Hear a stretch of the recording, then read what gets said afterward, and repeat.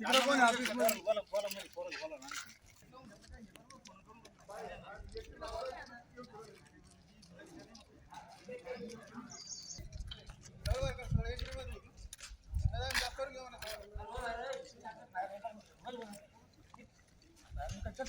याला माहिती नाही बोर कुठे अजून और का भी बच्चे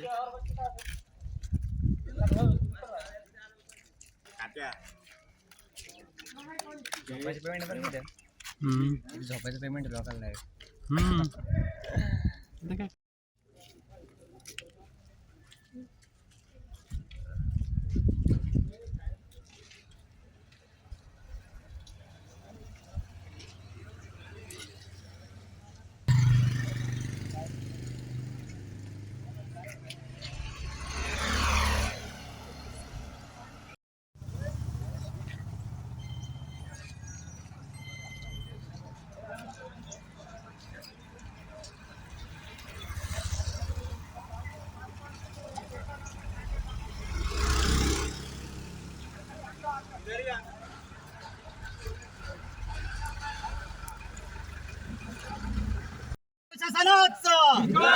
जनतेच्या जीवाशी खेळणाऱ्या महानगरपालिका प्रशासनाचा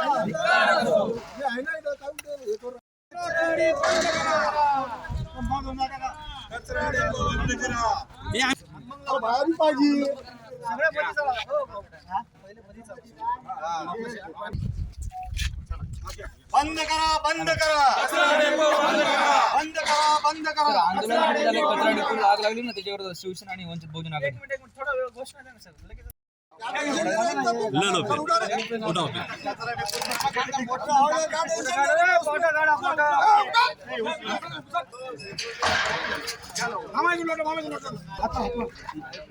वंचित बहुजन आघाडीचा मनपा प्रशासनाचा 2015 नंतर पुन्हा एकदा आंदोलनाची भूमिका आपण घेतलेली नेमकी काय मागणी आहे आपल्या? सुरुवातीपासूनच आमचा या कचरा डेपो होण्यालाच विरोध होता. आम्हाला माहीत होतं कचरा डेपो जर झाला तर ही काही कुठली प्रक्रिया करणार नाही. त्यावेळेस गंज अधिकाऱ्यांनी आम्हाला सांगितलं आम्ही इथं नाही का हिरवळ करू झाडं लावू, पण तुम्ही बघा कुठली हिरवळ केली नाही, कुठले झाडं लावले नाही, कुठलंही प्रोसेसिंग त्यांचं व्यवस्थित चालू नाही. फक्त कचरा डेपो नावाला उभा करून ठेवला. ते सांगतात का आम्ही प्रोसेसिंग करतो, खत निर्मिती करतो. हे कुठली खत निर्मिती करत नाही. पहिल्यापासून फक्त कचरा आणतात आणि इथं डम्पिंग करतात. पण बघितलं असं दुसरी नारेगावची परिस्थिती होऊ लागली. नारेगावमधला कचरा डेपो हटला आणि आता दुसरा नारेगाव इथं भावसिंगपुरा पडेगावमध्ये तयार करत आहे आणि कचरा आणून टाकतात आणि उन्हाळ्यामध्ये या कचऱ्याला आग लावून देतात. सरळ सरळ महानगरपालिकेचे लोकच कचरा पेटवतात अशी आमची आरोप आहे आमच्या भागातल्या लोकांचा. आणि 10-10, 15-15 दिवस कचरा डेपो जळत असताना त्याचे धुराचे लोट उठत असताना आजूबाजूच्या जनतेला काय त्रास होतो हे महानगरपालिका डायरेक्ट लोकांच्या जीवाशी खेळत आहे. लोकांचे अनेक नागरिकांना श्वास घ्यायला त्रास होऊ लागला.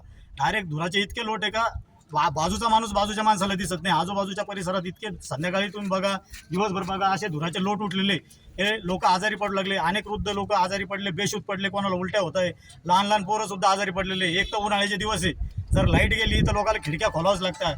घर बंद करून तरी लोक किती वेळ बसतील आणि लोकांच्या डायरेक्ट घरामध्ये पूर्ण धुराचे लोट आहे आणि याच्यापासून अनेक लोक आजारी पडत आहे. महानगरपालिका सरळ लोकांच्या जीवाशी खेळत आहे. हजारो कोटीचं टेंडर करून गुजराती कंपनीला टेंडर देऊन काय फायदा झाला तुम्ही मला सांगा. हे कचरा जाळण्याचं काम पहिल्यापासून महानगरपालिकेचं फक्त कचरा जाळण्याचंच काम चालू आहे आणि याच्याकडे महानगरपालिकेचे अधिकारी असन सगळे लोक कानाडोळा करत आहे. हे धुराचे लोट उठून सनी कोणी अधिकारी येऊन बघत नाही याच्याकडे. आता तुमची भूमिका काय राहणार नेमकी? आमची ही भूमिका आता का आम्ही हा कचरा डेपोच बंद करणार आहे. इथं कचऱ्याच्या गाड्या खाली होऊन देणार नाही कारण की हे कुठलंही त्याच्यावर प्रक्रिया न करता फक्त कचरा जाळण्याचं काम करतात. त्याच्यामुळे आम्हाला अशा जाळण्याची याला परवानगी का प्रदूषण नियंत्रण मंडळ सुद्धा याच्याकडे कानाडोळा करत आहे. सकाळपासून तुम्ही इथं होता, एकही गाडी आतापर्यंत आलेली नाहीये. आता तुम्ही काय केलं नेमकं? आम्ही आता या गेटला कुलूप लावलेलं आहे. आमच्या धाकाने एकही गाडी त्यांनी पाठवली नाही. त्यांना काही लोकांनी इथून फोन करून सांगितलं काही तर लोक जमलेले आंदोलन करताय. त्याच्यामुळे आज त्यांची एकही गाडी इथं आली नाही. पण जर गाड्या येणार नसेल तर आम्ही रोज इथं येऊन आंदोलन करू. चांगलं आहे, आम्हाला कचरा डेपोच बंद करायचा आहे. आम्ही रोज येऊन थांबू इथं आणि गाड्या बंद करू. ओके ताई, काय सांगाल आज काय नेमकी मागणी होती कचरा डेपोबाबत?